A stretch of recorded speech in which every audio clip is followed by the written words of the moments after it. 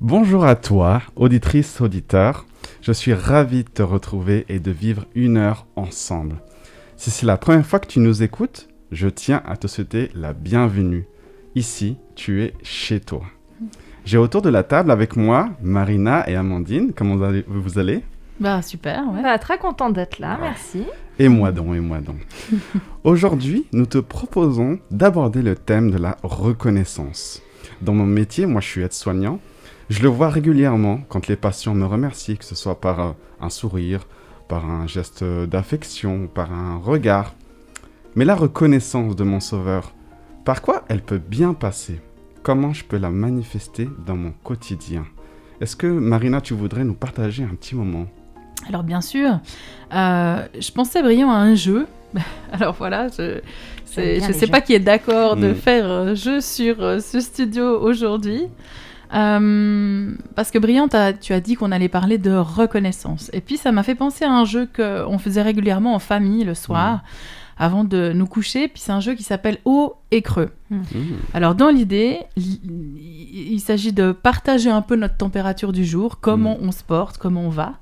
On fait un tour de table, et puis chacun, en pensant à sa journée, à sa semaine, partage un haut, donc quelque chose de bien, de positif qu'il a vécu, et puis un creux, une difficulté vécue par exemple. Et puis on avait l'habitude de prier en famille sur ces sujets, donc les difficultés et puis aussi les reconnaissances. Alors j'aimerais vous proposer qu'on fasse un tour de table, si vous êtes d'accord. Carrément, ouais. Clairement. Alors, moi je vous propose de réfléchir à un haut qui a été vécu cette semaine, une raison pour laquelle vous êtes content, voilà, en quelques mots. Bon, je vais commencer alors. Alors moi, cette semaine, j'ai eu ma grande sœur avec ma nièce qui sont venues dormir à la maison. Et puis, on a pu faire du bricolage, des trucs que je fais pas forcément. Moi, j'ai pas d'enfant, donc je fais pas forcément ce genre de trucs quand j'ai pas ma nièce. Donc, j'ai fait des bricolages, on a fait une cabane dans le salon, on a regardé un film pour enfants, puis on a pas mal papoté avec ma sœur. Et ça, c'était vraiment un haut. Voilà. Trop cool. Yes. Et moi, c'était une soirée cette semaine où j'ai pu passer un très très bon moment avec un couple d'amis et où nous avons décidé, donc les hommes, de cuisiner pour nos femmes. Et donc, c'était vraiment un moment convivial. Oui, c'était très chouette. Bonne idée. On avait déjà choisi tout notre menu en avance et on s'était mis d'accord au moment venu. Et du coup, on a vraiment partagé ce moment où on a cuisiné et nos femmes étaient à côté de nous. Et c'était vraiment on a échangé des rires, on a vraiment partagé de bons moments, tout ce que j'aime. Merci. Pour moi, le haut, c'était ma semaine de vacances. J'étais en vacances cette semaine. C'est plutôt rare parce que je travaille beaucoup.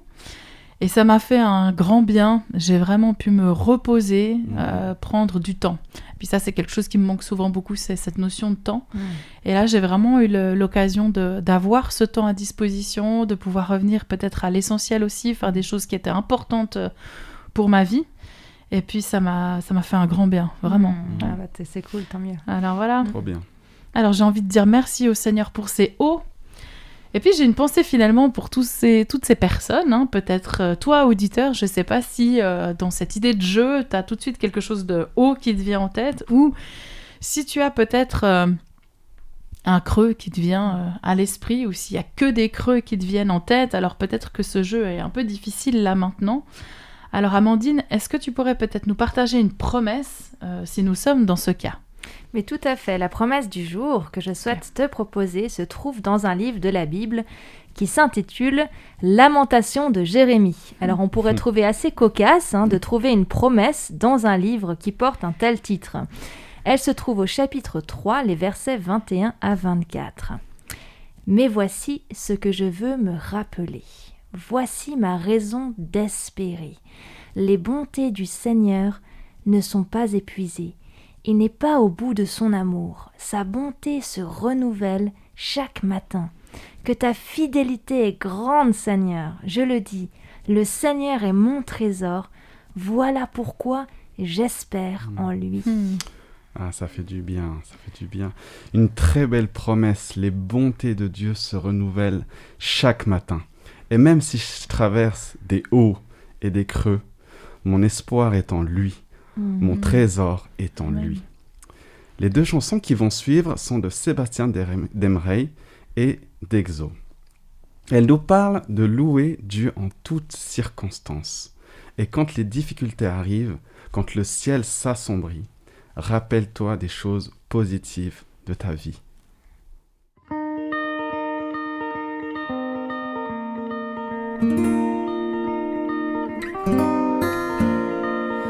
Quand le vol de la tempête vient à assombrir ton ciel bleu, au lieu de baisser la tête, compte les bienfaits de Dieu.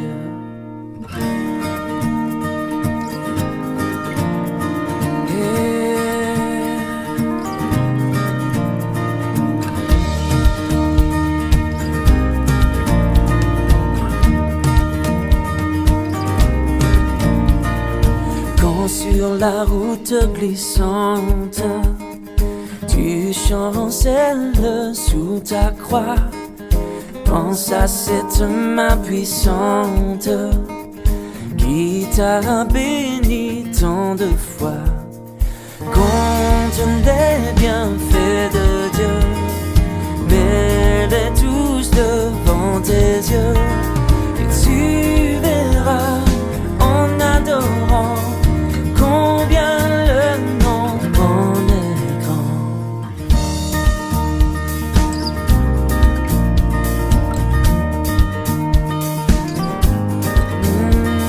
Si tu perds dans le voyage plus d'un cher et doux trésor, pense au divin héritage qui là-haut te reste encore. Compte les bienfaits de Dieu, mets-les tous devant tes yeux, et tu verras en adorant combien le nom en est grand. Compte les bienfaits de Dieu, mets-les tous devant tes yeux, et tu verras en adorant combien le nom en est grand.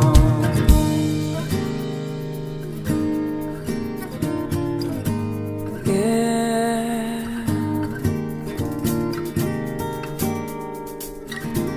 Compte les bienfaits.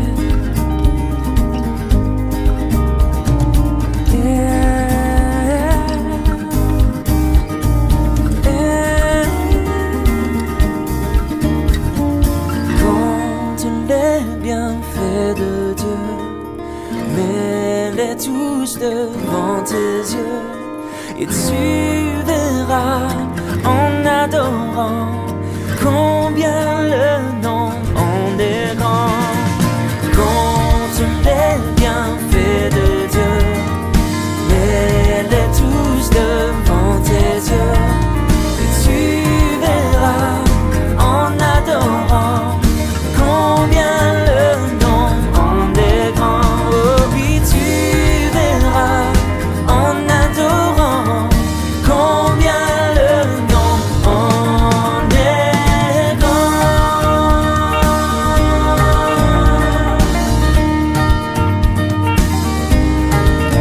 Compte les bienfaits, compte les bienfaits de Dieu.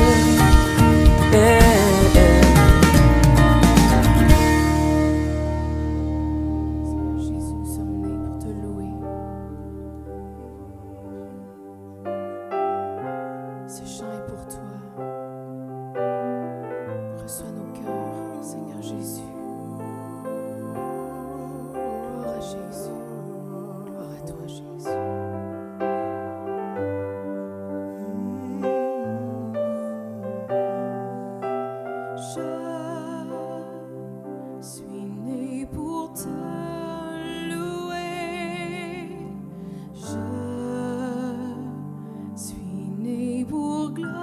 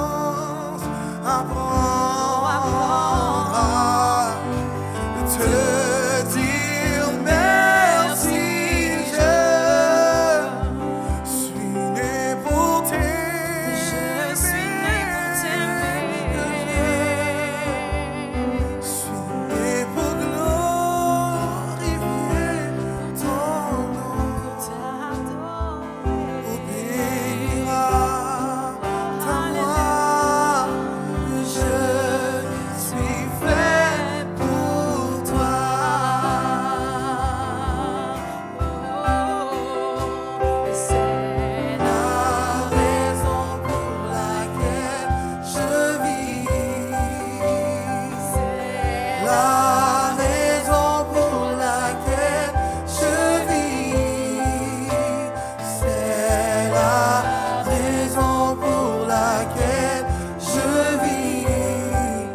Pour t'adorer, mon Dieu.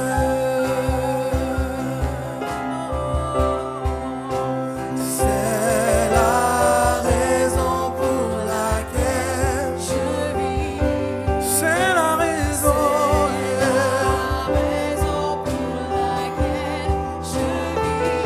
Tu es ma raison de vie, Seigneur. La raison pour laquelle je vis.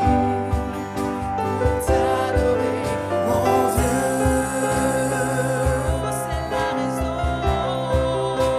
C'est la raison pour laquelle je vis. C'est la raison pour laquelle je vis. C'est la raison pour laquelle je vis. Pour t'adorer, mon Dieu. C'est la raison pour laquelle je vis. Tu es ma raison de vivre, Seigneur. Tu es ma raison de vivre. Pour t'adorer, mon Dieu. C'est la raison pour laquelle je vis. C'est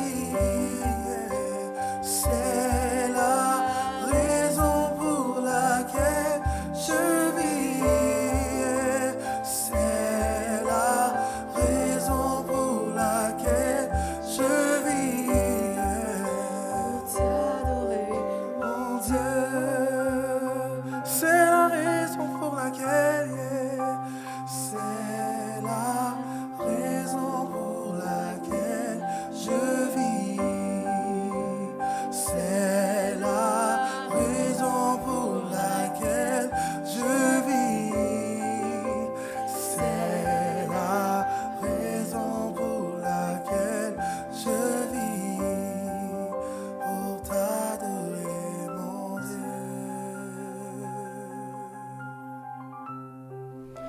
Il y a un mot simple pour exprimer notre reconnaissance, et ce mot, c'est merci. Je me souviens avoir dit à maintes et à maintes reprises, merci à la caissière au magasin, merci à mon médecin, merci à mon pote de m'avoir appelé quand j'étais pas bien. Mais dans certains cas, ça peut être aussi merci de m'avoir sauvé la vie, merci de me l'avoir donné. Je me dis parfois que le mot merci est beaucoup trop court pour exprimer toute notre reconnaissance. En même temps, ce mot si petit fait du bien à la personne qui reçoit ce merci. C'est un mot qui va droit au but, droit au cœur, rempli de sens parfois. Alors dans le prochain chant, je t'invite à chanter ce mot si simple, merci.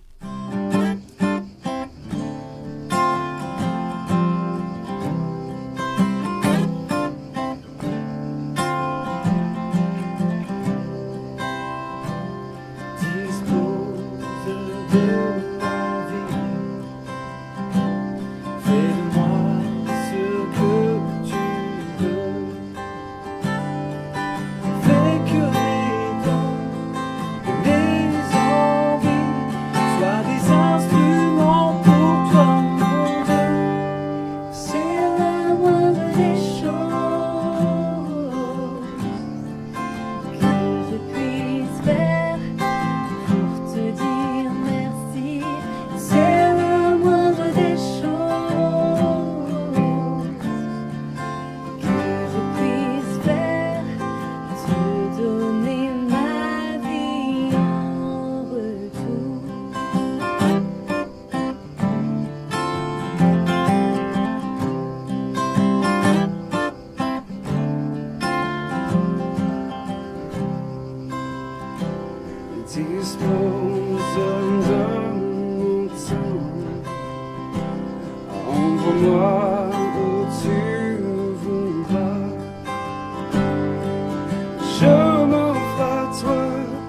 avec un cœur confiant, car ta présence sera ma joie.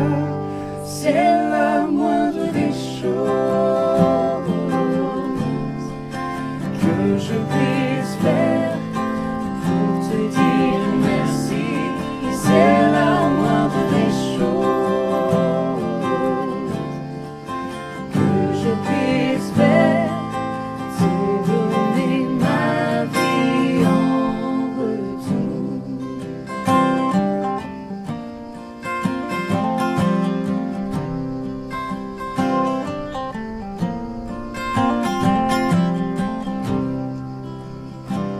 Alors que je porte ma croix, que mes faiblesses sont fortes, ouvre mes yeux pour que je vois que c'est toi-même qui me porte, que c'est toi-même qui me porte, que c'est toi-même qui me porte.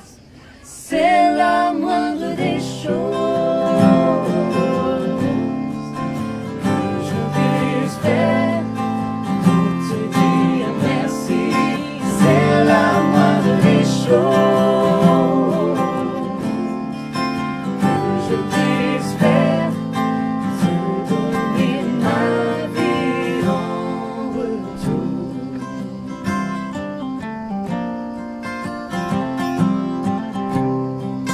Te donner ma vie en retour.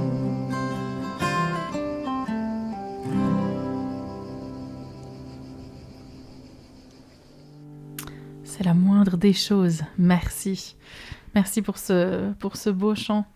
Nous voilà dans une chronique qui s'appelle Dieu agit. C'est un temps qui nous permet de découvrir le témoignage de quelqu'un pour qui Dieu a agi, du coup. Et aujourd'hui, notre thème étant la reconnaissance, j'ai tout de suite pensé à un artiste, Patrick Bonhomme. C'est un Parisien, il est marié, père de 2 enfants. C'est un homme qui a commencé par monter une chorale d'église, en fait, dans les années 90, 90. Et puis, c'est pour cette chorale qu'il va écrire ses premières compositions. Et il se sent ensuite appelé autant dans le pastorat que dans la partie conduction de louanges, enfin voilà. Et du coup, il décide de suivre les 2 formations. Donc, il est pasteur aujourd'hui, pasteur adjoint de la communauté Le Phare en région parisienne. Il est compositeur, interprète et conducteur de louanges. Et donc, Patrick Bonhomme a fait un premier album qui s'appelle Espoir avec son groupe de louanges Mina, qui veut dire offrande d'ailleurs en hébreu. Et c'est une collaboration de plus de 15 ans entre Patrick Bonhomme et ce groupe de louanges. On pourrait les classer dans le style gospel contemporain. Et dans cet album Espoir qui regorge de pépites, il y a un chant particulier que j'aimerais te laisser découvrir aujourd'hui. Il s'agit du témoignage de reconnaissance de Patrick Bonhomme par rapport à une histoire de vie. Dans ce chant, il l'a fait pour moi. Je n'étais pas là ce matin de mars. Ma femme était alors enceinte de 7 mois. Elle souffrait de douleurs insupportables. Et elle s'est écriée: cette douleur empire, délivre-moi. Une voie lui somme de se rendre à l'hôpital. Et c'est ce qu'elle a fait. La vie de ma femme, la vie de ma fille, étant toutes 2 en grand danger, les médecins se sont empressés d'opérer. J'ai fait cette prière: Seigneur, sauve ma fille, sauve ma femme, et je serai toute ma vie reconnaissant. Après l'opération, le médecin est venu voir ma femme pour lui demander ceci. Comment? Survivre, c'est impossible. Il s'en est fallu. Il lui a dit: 1 heure de plus et vous seriez morte, vous et votre fille. Mais si j'ai voici ce que ma femme a répondu. J'ai toutes les raisons d'être heureuse.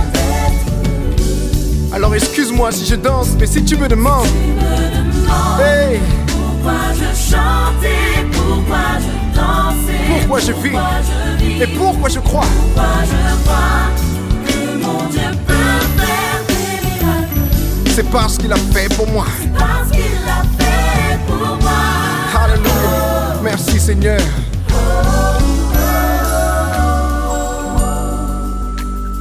Parce qu'il l'a fait pour moi. J'ai décidé de ne pas écrire le second couplet, parce que ce couplet, c'est vous qui l'écrivez.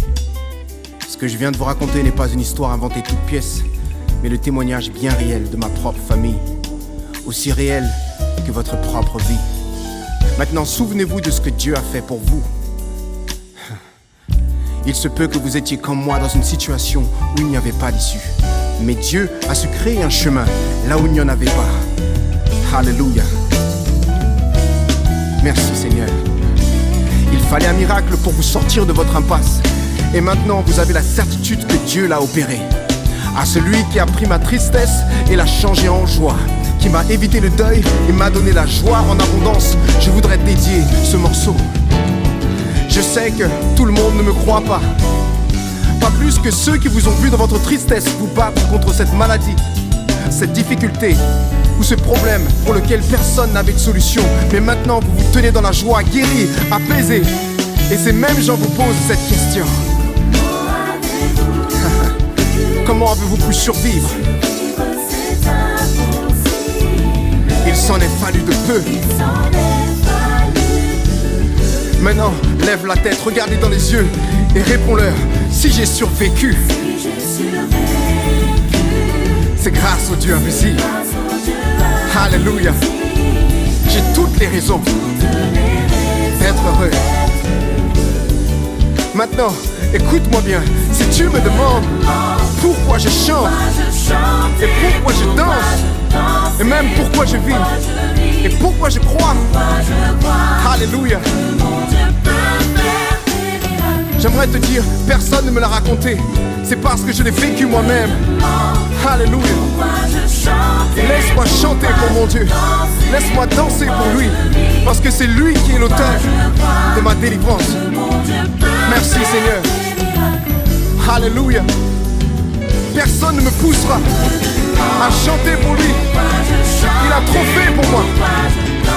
Je te donnerai mes louanges parce que tu es digne. Parce qu'un jour, tu l'as fait pour moi. Alléluia. Ce n'est pas une fable, mais tu l'as fait.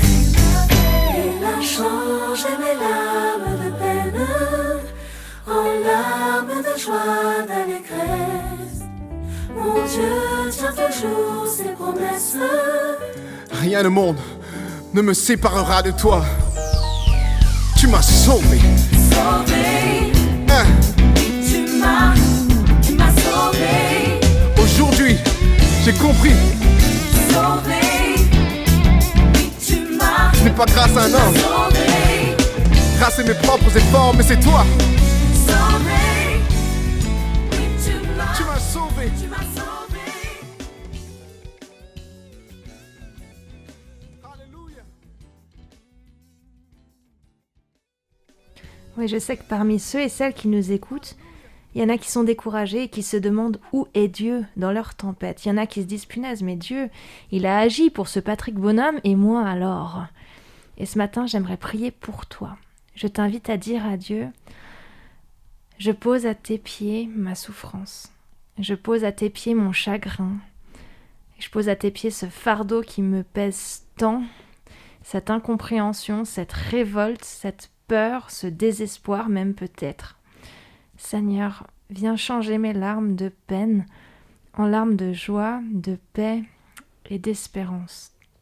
Aide-moi, Seigneur, à croire que tu es tout-puissant, que tu agis, que tu es capable de tracer un chemin là où moi j'en vois pas. Seigneur, crée un chemin là où j'en vois pas. Aide-moi à fixer les yeux sur toi et à te faire confiance. Ouais, tu es le Dieu des miracles. Garde cette personne qui nous écoute et qui a soif de ta présence.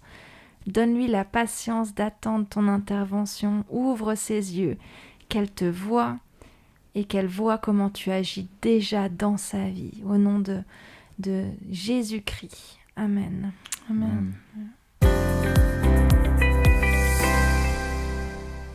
Pour le partage biblique, je t'invite à lire dans Lévitique 23, des versets 39 à 43. Le 15e jour du 7e mois, quand vous aurez récolté tous les produits de vos terres, vous célébrerez une fête en l'honneur de l'Éternel pendant 7 jours. Le 1er et le 8e jour seront des jours de repos. Le 1er jour, vous prendrez de beaux fruits de vos arbres, des branches de palmiers, des rameaux d'arbres touffus et de saules des rivières. Pendant 7 jours, vous vous réjouirez devant moi, l'Éternel votre Dieu. Vous célébrerez cette fête en l'honneur de l'Éternel 7 jours par an. C'est une ordonnance en vigueur à perpétuité pour toutes les générations. Vous la célébrerez le 7e mois. Vous habiterez pendant 7 jours dans des cabanes. Tous ceux qui seront nés en Israël logeront dans des cabanes pour que vos descendants sachent que j'ai fait habiter les Israélites sous des tentes lorsque je les ai fait sortir d'Égypte. Je suis l'Éternel, votre Dieu. Ce texte nous parle d'une fête, Marina. Et oui, c'est une fête juive, la fête de Sukkot, autrement appelée la fête des cabanes. Parce que Sukkot, pluriel de Souka, se traduit justement par cabane, hutte, tente, enfin voilà. C'est la fête qui clôture toutes les fêtes de l'année qui sont données au peuple d'Israël, un peu comme le Noël de chez nous finalement. Okay. Et puis c'est la fête la plus joyeuse parmi les fêtes juives. C'est une fête de réjouissance qui est à l'origine la fête des récoltes. Une fête en l'honneur de Dieu, mais aussi une fête de l'unité, parce que tout le monde est invité à cette fête, croyant ou non, dans une grande célébration avec des chants, avec des danses. Et le texte parle même, on vient de le lire, de se réjouir avec l'étranger. Tout le monde est appelé à aller à la rencontre de Dieu, à se réjouir ensemble de ce que Dieu a fait pour sa vie, sa famille, et de se réjouir même avec cet étranger.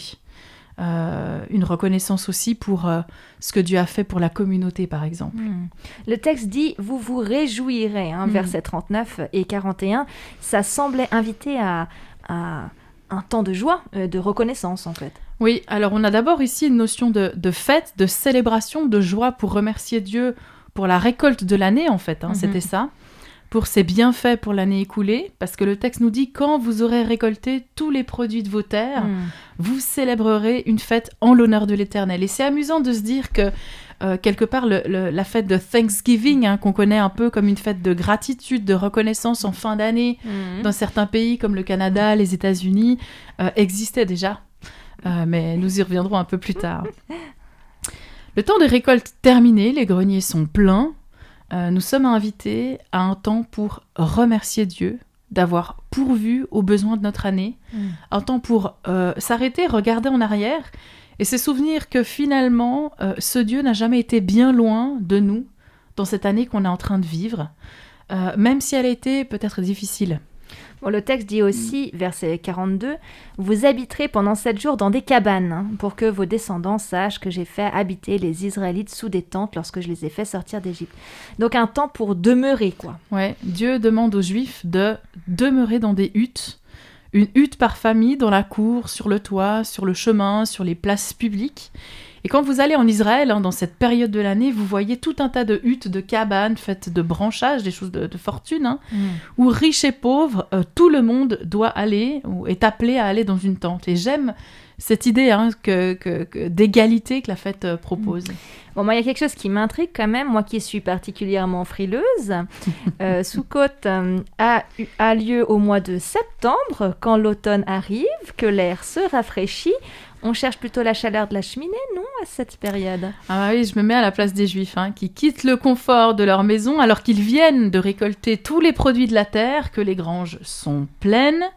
Enfin, on aura envie de profiter de la récolte, de se poser, de prévoir des bons repas pour fêter ça, avec des bonnes victuailles. Mais non, Le peuple juif est appelé à quitter ce confort, comme tu le dis, pour aller sous une tente, la souka, pendant 7 jours, en partageant des mets tout simples, finalement, dans cette cabane temporaire qui offre peu de protection. On sait qu'elle est faite de branchages, le toit n'est pas vraiment isolé, parce qu'on arrive même à y voir les étoiles, en fait, la nuit. Donc, c'est pas être un peu vulnérable, tout ça, finalement. Oui, pourquoi Dieu a demandé à son peuple, en fait, de faire du camping en automne, quoi? Oui, c'est du camping, effectivement.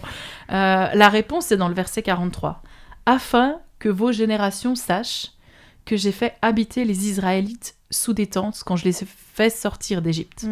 Vous direz à vos enfants, etc. » Et Dieu va proposer à son peuple de vivre 7 jours sous cette protection de fortune, la souka, pour se souvenir de ce que leurs ancêtres avaient vécu en Égypte jusqu'à leur sortie d'Égypte. C'est dingue comme Dieu, il nous connaît quand même, parce qu'il sait qu'on a des êtres qui ont besoin de se souvenir, de traditions, pour faire sens, pour construire notre identité. Cette fête semble donc être aussi une invitation au souvenir. Pour la petite histoire, le peuple d'Israël était en Égypte depuis de longues années dans l'esclavage, dans les mauvais traitements. Il soupire après une délivrance et elle arrive. Dieu fait sortir le peuple de l'Égypte. Et c'est une histoire qu'on retrouve dans le tout début de la Bible, dans le livre de l'Exode. Et c'était un temps de joie, de reconnaissance, de réjouissance, parce que Dieu les sauvait, leur permettait de quitter cet esclavage. Fini l'argile, fini les briques, fini la maltraitance dans le travail des champs. Et c'est le départ d'une nouvelle étape. Le peuple hébreu quitte l'Égypte avec des chants de joie. Et après l'Égypte, le peuple d'Israël a vécu 40 ans dans le désert. Et dans ce temps, il a été imprégné, entouré par la présence de Dieu. Dieu les avait particulièrement accompagnés dans ce temps de vulnérabilité. C'est un désert auquel ils font face. Et c'est dans ce temps de désert qu'ils apprennent à dépendre de Dieu. C'est Dieu qui donne le rythme de la marche. C'est Dieu qui fait route avec eux. Ça a été un grand défi finalement entre la fragilité de leurs conditions de vie dans un désert et un Dieu tout-puissant qui fait chemin avec eux et qui répond à leurs besoins. Alors le peuple d'Israël dépendait de Dieu pour tout un tas de choses, mais pour sa survie déjà, pour la nourriture, la direction à suivre, la protection face aux dangers de la nuit, les ennemis. Et voilà ce à quoi le peuple juif, en fêtant Soukhot, était invité à se souvenir. Ça peut paraître étrange, est-ce qu'il faut vraiment quitter son confort, se retrouver dans une petite cabane de fortune pour enfin être capable de se souvenir et être reconnaissant? Alors je laisse cette question à notre réflexion. Tout à fait. Et elle est encore fêtée aujourd'hui par les Juifs en 2020, cette fête? Alors absolument, c'est toujours le cas. Le texte parle d'ailleurs d'une ordonnance perpétuelle qui se transmet de génération en génération. Donc elle se fête encore aujourd'hui et elle est transmise justement comme un héritage. Ensemble, petits et grands, riches, pauvres, en famille, avec les amis, avec l'étranger.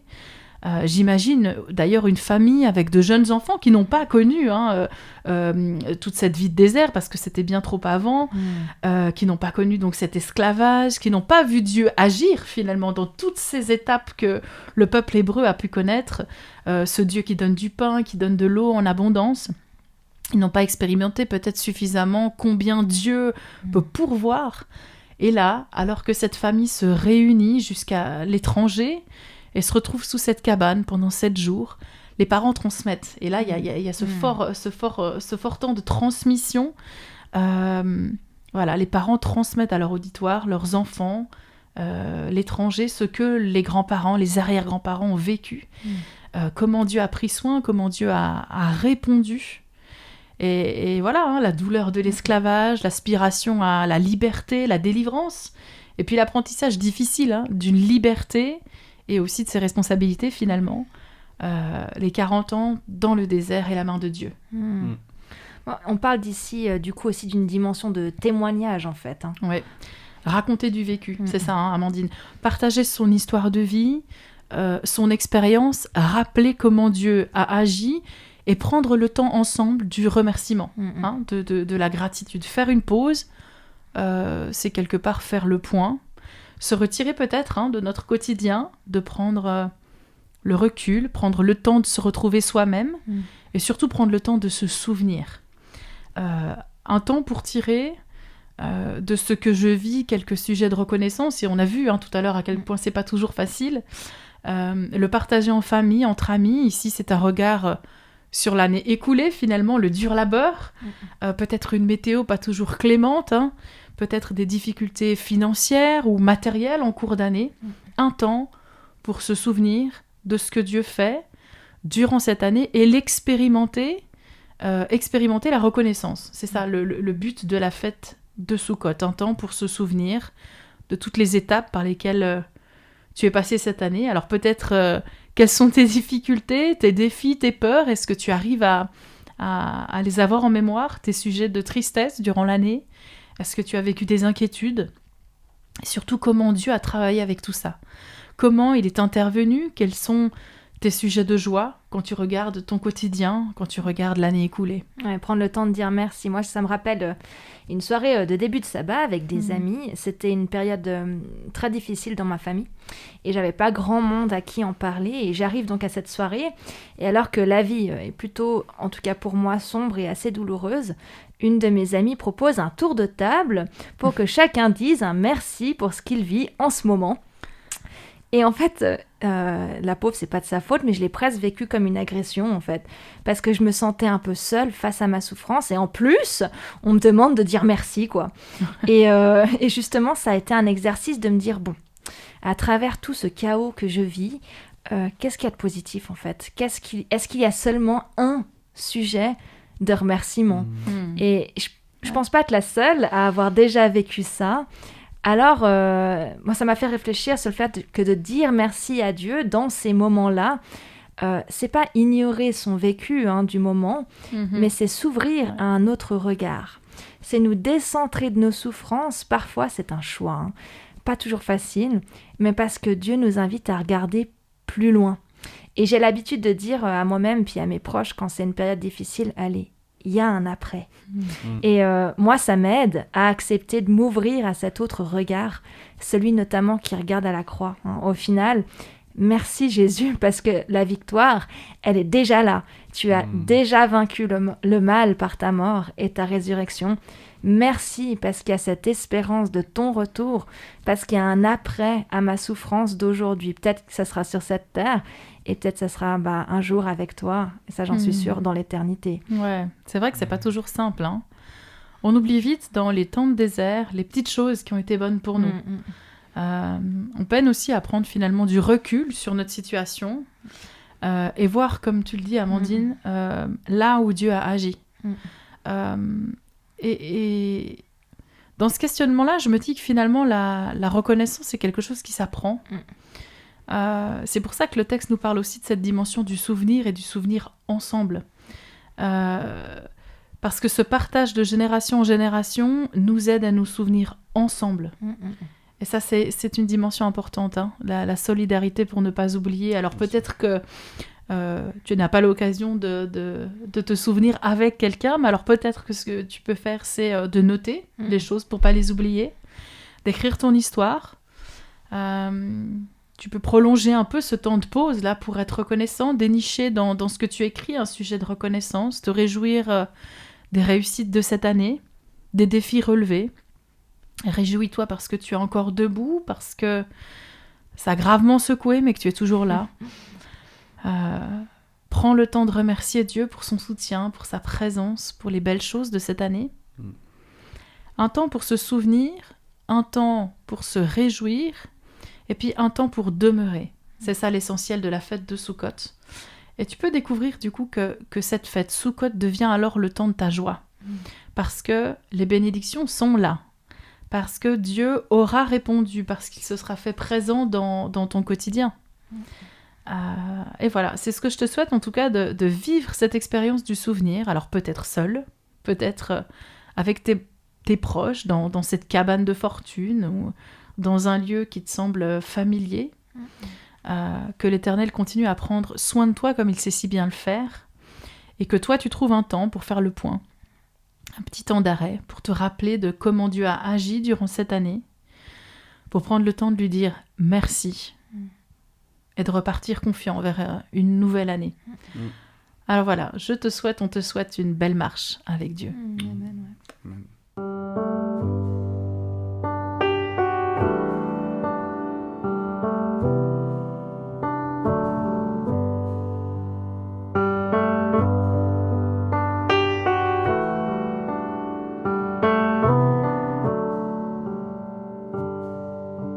J'ai soif de ta présence, divin chef de ma foi. Dans ma faiblesse immense, que ferais-je sans toi?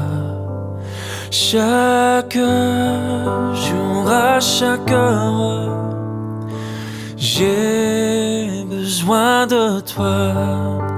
Viens Jésus et demeure auprès de moi.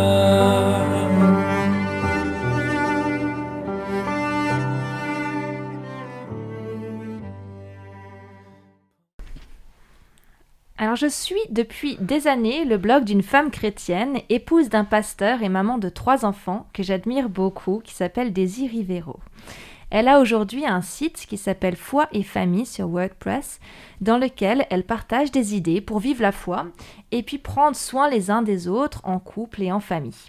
Et depuis plusieurs années, elle partage ce qu'elle et sa famille font pendant le mois de novembre, justement. Pour eux, le mois de novembre a pour thème la reconnaissance. Son mari étant mexicain, Thanksgiving a également toujours eu de l'importance dans leur foyer. J'aimerais partager avec vous, Marina, Brian, et avec toi, auditeur, auditrice, quelques idées d'activités que Daisy Rivero nous propose de vivre seul, en couple ou en famille. Donc, 5 idées. Première idée, c'est d'avoir une affiche au départ vierge, suspendue quelque part dans ta maison, sur laquelle chaque membre de la famille ou tes colocs ou des amis écrira ou dessinera des remerciements pour les autres membres de la famille ou de la coloc. Deuxième idée est d'avoir un calendrier personnel de remerciements où pendant un mois, pour eux donc le mois de novembre, nous sommes invités à écrire chaque jour quelque chose qui nous a rendus reconnaissants durant notre journée. Idée numéro 3, elle propose d'exposer des citations qui parlent de la reconnaissance, une citation toutes les semaines par exemple, pendant un mois. Quatrième idée, écrire des cartes, des lettres, des mails de remerciement ou prendre le temps de téléphoner pour remercier quelqu'un. Et enfin, cinquième idée, faire sécher quelques feuilles d'arbres de couleurs différentes où l'on peut écrire dessus au fur et à mesure du mois nos remerciements. Alors, quelle est votre idée, l'idée là qui vous parle le plus, qui vous inspire? Alors pour moi, j'aime bien l'idée numéro 2 là, le calendrier. Parce que ça me permet de voir ce que l'autre écrit aussi, un remerciement dans le mois, et puis de prendre le recul, de voir le mois entier. Puis j'imagine bien qu'au bout d'un moment, ça commence à être assez rempli, et puis je peux me rendre vraiment compte de ce que Dieu fait dans notre quotidien pour notre famille, par exemple. Tout à fait, ouais. Et toi, Brian? Moi, dans mon cas, déjà, j'aime bien toutes les idées, mais celle qui me correspond le mieux, c'est plutôt l'idée numéro 4. Donc, écrire un mot, un SMS ou téléphoner, pour moi, c'est vraiment facile. Maintenant, on peut même envoyer des messages vocaux. C'est encore plus pratique. Quand j'ai un moment tranquille, quand je marche dans la forêt, quand je me balade ou quand j'ai un temps de pause, je profite de ces moments-là pour remercier, pour encourager, pour souhaiter tout simplement une belle journée à mes amis. Alors bon, moi j'ai du mal à choisir. Par exemple pour le calendrier, là où tous les jours on met quelque chose, moi perso depuis 1 an, je m'écris dans un petit carnet les 3 kiffs du jour. C'est un bouquin qui est sorti et que j'aime bien, où en fait finalement ça m'oblige à repenser mes journées de manière différente. Donc je me dis bon, ça ok. Et puis, certains sabbats le matin, j'aime bien aussi prendre du temps pour envoyer des petits messages, comme toi tu fais, Brillant, à mes amis pour leur dire merci. Alors peut-être que celle qui me motive là dans les idées, ce serait la première. Cette feuille blanche là qu'on remplit au fur et à mesure. Alors, il se trouve que dans nos WC, j'ai mis sur la porte des toilettes un tableau où chacun peut écrire à la craie ce qu'il a envie sur des thèmes différents. Et donc du coup je me dis pourquoi pas là mettre le thème justement de la reconnaissance, et puis comme ça moi, mon conjoint, nos invités qui passent par nos toilettes souvent peuvent écrire dessus du coup, et je suis bien motivée à consacrer le mois de novembre du coup à écrire sur le remerciement. Et du coup nous réfléchissons avec mon épouse au mot merci et remercier. Il y a de ces mots que nous utilisons des dizaines de fois par jour dans de multiples expressions. La langue française est parfois cocasse. Avez-vous déjà remarqué toutes ces expressions qui utilisent le mot merci? Dis donc, ce patron tient ses employés à sa merci. Hein. Oui, ils sont corvéables. Ah, merci. Il a d'ailleurs remercié récemment un employé. Bye bye. T'as vu le dernier débat présidentiel américain? C'est une lutte sans merci. J'ai fait une gaffe au boulot, j'ai dû rattraper le coup auprès d'une collègue. J'ai imploré sa merci. Et elle t'a accordé sa merci. En ce moment, j'ai l'impression parfois d'être à la merci des événements. Puis le corps qui dit merci. Remercier quelqu'un à 2 genoux. De tout cœur, D'un baiser, de la main. 1000 merci. Ça en fait des merci. En effet, merci, au revoir, dit-on à la boulangère. Merci bien, quand on n'est pas si reconnaissant que ça. Tous ces merci qu'on utilise sans vraiment y réfléchir. C'est qu'il y a le merci, le remerciement. Et la merci, la pitié, la grâce. C'est marrant parce que l'on retrouve ces deux concepts dans l'histoire traditionnellement donnée du Thanksgiving américain. Une colonie de pèlerins se retrouve en difficulté dans leur récolte et beaucoup d'entre eux meurent. Un Amérindien leur apporte assistance en les aidant à maîtriser l'art de la pêche et de la culture. Et cette colonie survit et prospère. Un repas de fête est célébré par les pèlerins. Les Amérindiens y sont conviés. Des hommes qui vont avoir pitié et aider. Des hommes qui vont remercier en donnant en retour. Thanksgiving, dans le mot même, on a l'idée de remerciement et de donner. Il y a une intention, une volonté, une décision derrière ce merci. Oui, dans les fêtes traditionnelles américaines, canadiennes et dans d'autres cultures, il y a un jour, un moment spécial de l'année où l'on se pose pour donner du sens à ce merci. On s'est mis au défi depuis un certain temps avec mon épouse d'avoir plus de merci dans notre couple, Là est le merci. sans attendre de fête particulière. Parce qu'une vie pleine de merci, au féminin et au masculin, comme Dieu nous invite à la vivre, c'est une vie plus légère, plus douce, où l'on se sent plus reconnu, plus compris, où l'on prend soin plus de l'un et de l'autre. Et aujourd'hui, quand on entend autour de nous toutes ces expressions de la langue française, cela nous fait sourire. Et pour cela, merci.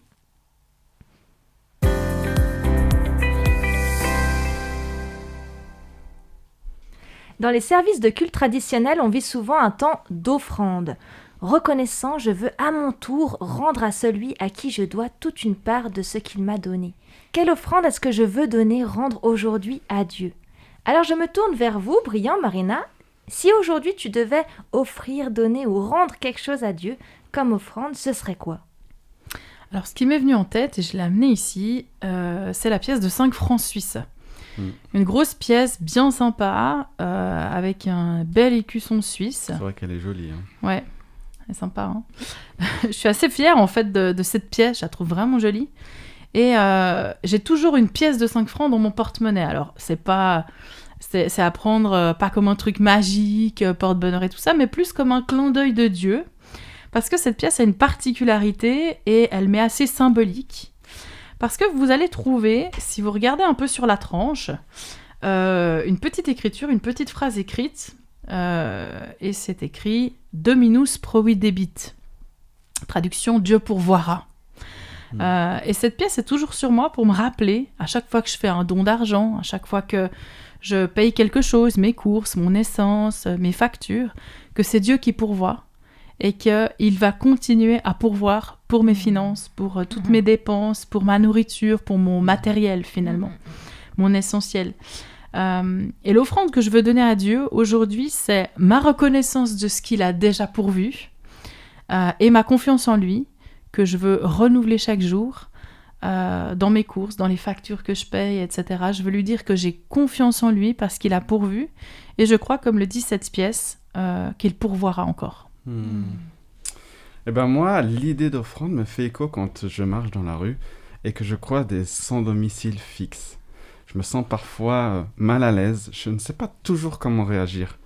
Et c'est souvent à ce moment-là que le verset dans l'évangile de Matthieu au chapitre 25, où Jésus dit à ses disciples qu'ils sont venus lui rendre visite, qu'ils l'ont vêtu, qu'ils l'ont recueilli. Et les disciples n'ont pas tout de suite compris ce que Jésus disait.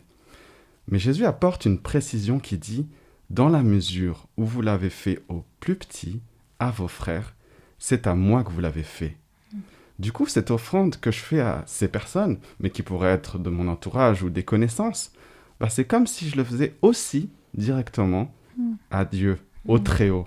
Et quand on y pense, c'est juste incroyable. C'est clair. Mon offrande pour Dieu, j'ai tourné ça un peu dans ma tête. Et c'est la même idée qui m'est revenue et j'avoue que ça m'embête. Parce que ça fait un moment qu'elle me trotte dans la tête, mais elle n'est pas simple. Je vous explique. On avait commencé à expérimenter avec une amie ce que j'appelle l'offrande du temps. Lorsqu'on avait une matinée, une après-midi ou une soirée de libre, on priait parfois Dieu pour lui dire, voilà, j'ai ce temps devant moi, je pourrais l'utiliser pour faire X ou Y truc que j'ai envie, que je dois faire, mais voilà, j'ai envie plutôt de te l'offrir et de te laisser m'inspirer, me guider sur comment tu veux que je le vive ce temps. Donc, mets dans mon cœur une idée, une pensée, une personne, une direction que tu souhaites que je prenne pour ce temps que je t'offre.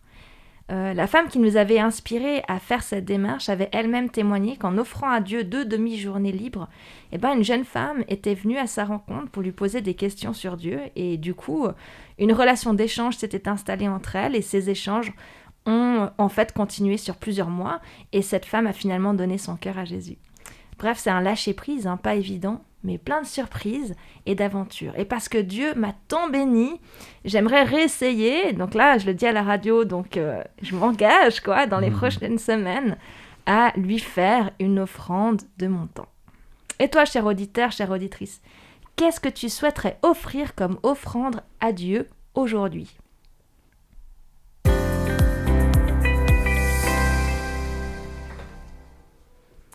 Il nous arrive parfois avec mon mari de prier ensemble comme un dialogue. L'un commence, puis l'autre continue, et ainsi de suite. C'est ce que nous te proposons à présent. Sens-toi libre, chez toi, d'ajouter à notre prière tes commentaires et tes propres paroles. À ma prière. Merci Seigneur pour ce temps de culte qui nous fait du bien, qui nous permet de prendre du temps pour penser à toi et pour en apprendre plus sur toi. Merci parce que tu es toujours fidèle envers nous, parce que ta bonté se renouvelle chaque jour. Ouais, ça m'encourage de me dire que tu es présent à nos côtés et je te demande de nous ouvrir les yeux pour que nous puissions voir ta main dans nos vies.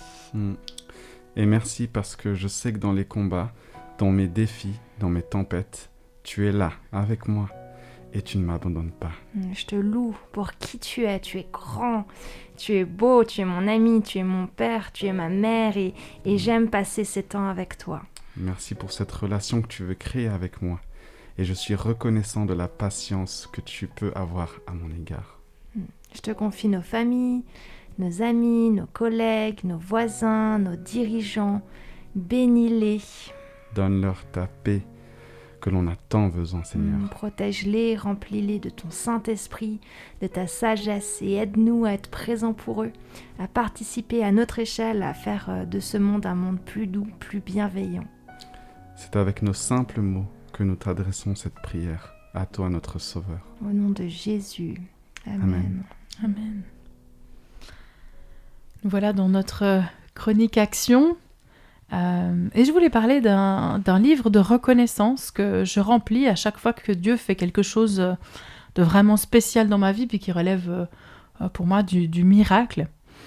Alors je vis de tout petits miracles, comme par exemple je suis pressée, je dois me garer et puis je trouve pas forcément de place, j'ai un examen, ça m'est arrivé plusieurs fois quand j'étais étudiante et puis je disais au Seigneur mais c'est la catastrophe, c'est pas forcément de ma faute en plus, il y a eu des bouchons, merci de m'aider à trouver une place, pas trop loin de l'école pour que j'arrive pas trop en retard. Puis très, très régulièrement, j'avais une place devant l'école, réservée pour moi, libre.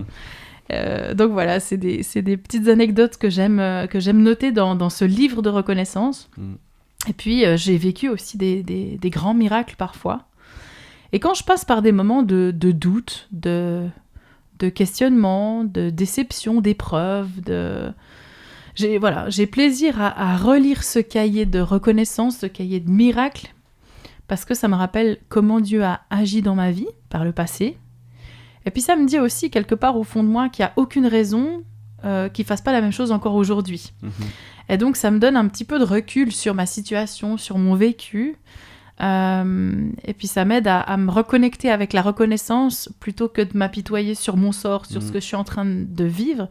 Enfin bref, c'est un livre qui me fait du bien.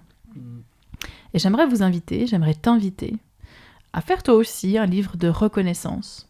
Une date, l'événement vécu, et puis votre reconnaissance. De le relire régulièrement, de vous souvenir des merveilleux moments où Dieu a agi et où il a fait une différence dans votre vie. Et puis de partager certaines de ces expériences en famille, en couple, entre amis. Et puis si tu commences un cahier tout neuf parce que tu n'as jamais eu l'occasion de le faire, je t'invite à demander à Dieu d'intervenir dans ta vie, faire quelque chose de concret pour avoir ton premier sujet de reconnaissance à écrire pour cette semaine. Et puis je t'invite à du coup l'écrire. Voilà. Eh ben, merci beaucoup Marina pour cette proposition. Merci. Je t'avoue que j'ai moi-même commencé ce petit carnet Yes. et l'avoir mis de côté. Alors ce sera vraiment l'idéal de se remettre dedans, de me remettre ce carnet à jour. Merci Marina, merci Amandine d'avoir partagé ces moments forts ensemble. Chers auditeurs, chères auditrices, merci d'être restés en notre compagnie. Et avant de nous séparer, j'aimerais te laisser une petite phrase de Jésus qui se trouve dans l'évangile de Jean et qui dit « Dans le monde, vous connaissez la détresse, mais courage, moi, j'ai vaincu le monde. » Je te souhaite une belle semaine sous les ailes de notre Seigneur. Ciao, ciao. Au revoir. Au revoir.